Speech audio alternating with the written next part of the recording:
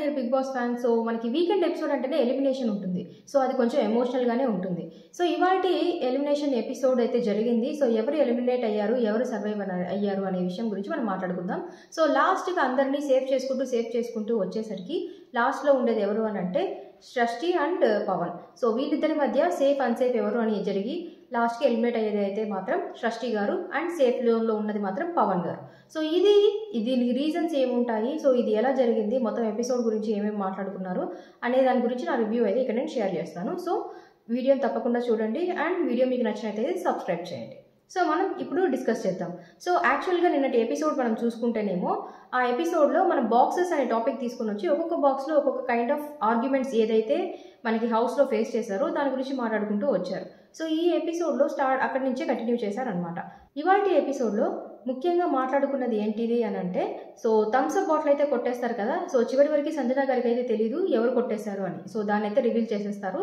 కొట్టేసింది ఎవరు అని అంటే హరీష్ గారు అని చెప్పి, అండ్ అలాగే ఫ్లోరా సైని గారు అండ్ ప్రియా గారు వీళ్ళందరికీ తెలుసు అనేది, కానీ మెయిన్గా కొట్టేసింది హరీష్ గారు అని అయితే చెప్పేస్తారనమాట. అండ్ ఇక మిగిలిన చిన్న చిన్న విషయాలు వాటి గురించి కొంచెం మిస్అండర్స్టాండింగ్స్ ఉన్న వాటి గురించి అన్ని డిస్కస్ చేస్తారు.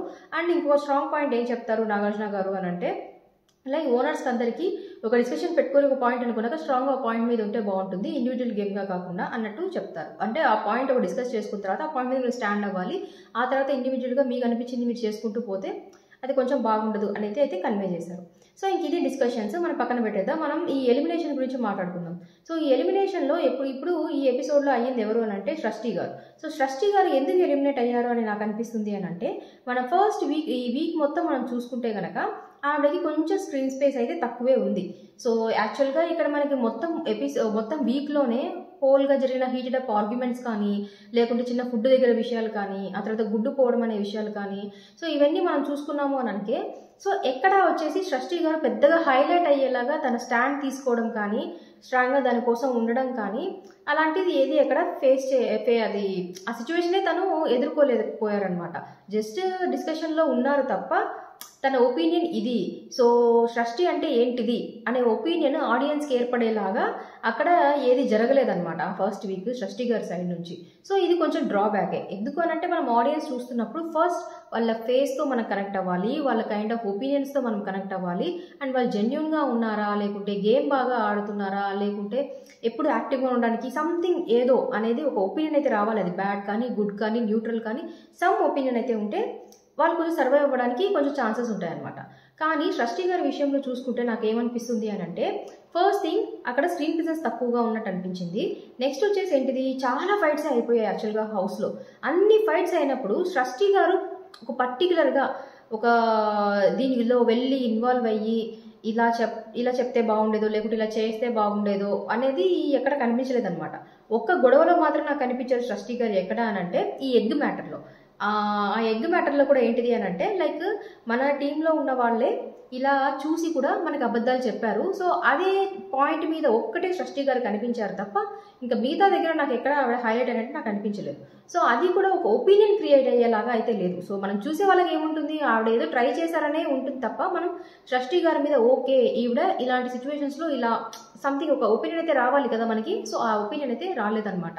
ఇంకా నెక్స్ట్ ఇంకోటి ఏంటిది అని అంటే, అక్కడ ఉన్న వాళ్ళతో సమ్ కైండ్ ఆఫ్ బాండింగ్ కానీ అట్లాంటిది జనరల్గా లేదనమాట. జనరల్గా మనం ఆడియన్స్గా చూస్తున్నప్పుడు ఒక కైండ్ ఆఫ్ బాండ్ ఉందనుకోండి, ఒక కైండ్ ఆఫ్ స్క్రీన్ స్పేస్ కొంచెం మనకు ఎక్కువ దొరుకుతుంది. ఎందుకంటే బాండింగ్లో ఉన్నప్పుడు వాళ్ళ రెండు స్క్రీన్ స్పేస్ ఉన్నప్పుడు మనకు ఆ బాండింగ్లో ఉన్నప్పుడు మనం ఇద్దరం కలిసి మాట్లాడుకున్నప్పుడు, లేదంటే గ్రూప్గా కూర్చొని మాట్లాడుకుంటున్నప్పుడు ఆ కైండ్ ఆఫ్ స్క్రీన్ స్పేస్ కూడా ఉంటే బాగుండేది అనిపించింది. సో ఆ స్పేస్ తక్కువైపోయేసరికి సృష్టి గారు ఆడియన్స్తో కనెక్ట్ అయ్యే ఛాన్సెస్ కొంచెం తక్కువైపోయాయి. సో ఆడియన్స్తో కనెక్ట్ అయ్యే ఛాన్సెస్ తక్కువైపోయాయి అంటే ఆబ్వియస్లీ వాళ్ళు ఎలిమినేషన్ అయ్యే ఛాన్సెస్ ఎక్కువ ఉంటాయి. సో ఇవన్నీ రీజన్స్ నాకు ఏమనిపించాయి అంటే, సో సృష్టి గారు యాక్చువల్గా ఫస్ట్ డే తను వస్తున్నప్పుడు కూడా ఆవిడ స్ట్రాంగ్ అండ్ బోల్డ్నెస్ అయితే ఎక్కడ కనిపిస్తూనే వచ్చింది. అంటే ఫస్ట్ రోజు ఆవిడ మాట్లాడిన విధానం కానీ, ఈ లాంచ్ డే అయితే జరిగేది కదా బిగ్ బాస్ హౌస్లో అందరికి పంపించారు కదా, ఆ రోజు అయితే ఆవిడ మాట్లాడినట్టు కొంచెం పవర్ఫుల్గా మాట్లాడడము, స్టాండ్ తీసుకుని, నేను అనుకున్నాను ఆవిడ చాలా పవర్ఫుల్గా స్టాండ్ తీసుకుని బోల్డ్గా ఉంటారు, స్ట్రాంగ్ ప్లేయర్ అని చెప్పి. బట్ ఆ కైండ్ ఆఫ్ ఇంప్రెషన్ ఫస్ట్ రోజు క్రియేట్ అయింది, అది కంప్లీట్గా అప్పుడే తగ్గిపోతూ వచ్చింది. ఎందుకంటే టాస్క్ అయితే ఒకటి పెట్టారు కదా, ఏది అది నామినేషన్స్ వేసే దగ్గర ఒక టాస్క్ అయితే పెట్టారు టెనెంట్స్కి. ఒక నెట్ ఉంటుంది, నెట్లో నుంచి వెళ్ళి హ్యామర్ ఎవరు పట్టుకుంటారో వాళ్ళు అని చెప్పి. సో ఆ టాస్క్లో కూడా ఆవిడ కొంచెం ప్రూవ్ చేసుకుంటుంటే బాగుండేది అనిపించింది. సో ఎక్కడ ఆ టాస్క్లో ప్రూవ్ చేసుకోలేకపోయారు. ఇంట్లో గొడవలు జరిగినప్పుడు ఒక స్ట్రాంగ్ స్టాండ్ తీసుకొని తన మీద అంటూ ఒక ఒపీనియన్, ఒక యూనిక్ ఒపీనియన్ ఆడియన్స్కి ఏర్పడేలాగా ఎక్కడ బిహేవ్ చేయలేకపోయారు. అండ్ అలాగే స్క్రీన్ ప్లేస్ తక్కువ ఉండడం వలన ఒక ఆడియన్స్కి కనెక్షన్ తగ్గిపోయింది. దానివల్ల లో ఓట్స్తో ఎలిమినేట్ అయ్యారన్నది నాకు అనిపించిన విషయం. సో మీరు దీని గురించి ఏమనుకుంటున్నారో కూడా కింద కమెంట్స్లో పెట్టండి. ఇంకా నెక్స్ట్ మనం పవన్ గారి గురించి మాట్లాడుకుందాం. సో సృష్టి గారు వెర్సెస్ పవన్ గారు అని వచ్చినప్పుడు సృష్టి గారు ఎలిమినేట్ అయిపోయారు అండ్ పవన్ గారు సేఫ్ అయ్యారు. సో పవన్ గారు ఎందుకు సేఫ్ అయ్యారు అనుకుంటాను అనేది నేను చెప్తాను. మీరు నా ఇంతకు ముందు ఉన్న ఎపిసోడ్ రివ్యూస్ అన్ని మీరు చూస్తే కనుక నేను ఒక పాయింట్ మెన్షన్ చేస్తూ వచ్చాను పవన్ గారి గురించి. ఏంటిది అని అంటే అక్కడ ఉన్న ఓనర్స్ అందరిలోకి పవన్ గారు కొంచెం జెనరాసిటీ అంటే కొంచెం ఆ జెన్యూనిటీ మెయింటైన్ చేయడం కానీ జనరల్గా ఒక కైండ్ ఆఫ్ కూల్ అట్మాస్ఫియర్లో ఉన్నట్టు తనకు అనిపించింది బోల్డ్గా చెప్తున్నాడు. తనకు అనిపిస్తుంది క్లియర్ కట్గా చెప్పడం కానీ ఎక్స్ప్లెయిన్ చేయడం కానీ పక్కన వాళ్ళకి తప్పు ఉన్నప్పుడు తన పాయింట్స్ కరెక్ట్గా పెట్టి వాళ్ళకి అర్థమయ్యేలాగా మాట్లాడడం కానీ మీరు ఇలా చేసుంటే బాగుండేది కానీ ఇలా చేశారు ఆ కైండ్ ఆఫ్ డిస్కషన్స్లో ఉండడం కానీ. ఇప్పుడు సంజన గారి విషయంలో కూడా ఈవెన్ అంత థమ్స్ అప్స్ గురించి ఒక టాస్క్ అయితే పెడతారు కదా, అది మీరు ఎవరైతే విన్ అవుతారో ఒక స్కిట్లో బాగా పర్ఫామ్ చేసిన వాళ్ళకి థమ్స్ అప్ ఇస్తామని చెప్పి అయితే పెడతారు. అక్కడ చెప్పిన తర్వాత ఏమని చెప్తారు అని అంటే మీరు కొట్టేసిన బాటిల్ ఇస్తే ఇవి ఇస్తానని చెప్తారు. సో అక్కడ డిస్కషన్లో కూడా మనం చూసుకున్నామని అంటే పవన్ గారు యాక్చువల్గా సంజన గారికి కొంచెం ఎక్స్ప్లెయిన్ చేసి ఆమెకు అర్థమయ్యేలాగా ట్రై చేయాలి అని చెప్పే ఉద్దేశంలో బాగా ఎక్స్ప్లెయిన్ చేయడానికి ట్రై చేస్తారు. అండ్ ఆ తర్వాత ఆవిడనే తీసుకోమని కూడా చెప్తారనమాట. సో ఈ కైండ్ ఆఫ్ డిస్కషన్స్ జరిగినప్పుడు ఇది జస్ట్ ఒక ఎగ్జాంపుల్ నేను ఇస్తున్నాను.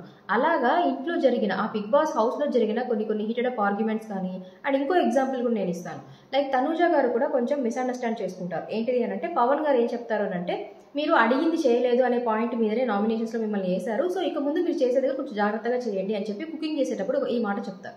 సో తనుజ గారు కొంచెం వెంటనే హర్ట్ అయిపోయి బయటకు వెళ్ళి డిస్కషన్ పెడతారు. ఈవెన్ ఆ డిస్కషన్లో ఉన్నప్పుడు కూడా పవన్ గారు లేదని మీరు తప్పుగా అర్థం చేసుకున్నారు, నా ఇంటెన్షన్ అయితే అది కాదు, నేను ఇలా అన్నాను అని చెప్పి వెంటనే ఆ విషయం సార్ట్అవుట్ చేసేసుకున్నారు. సో ఇక్కడ కూడా ఏమనిపిస్తుంది అంటే ఆయన అకౌంటబిలిటీ కోసం చూస్తున్నారు.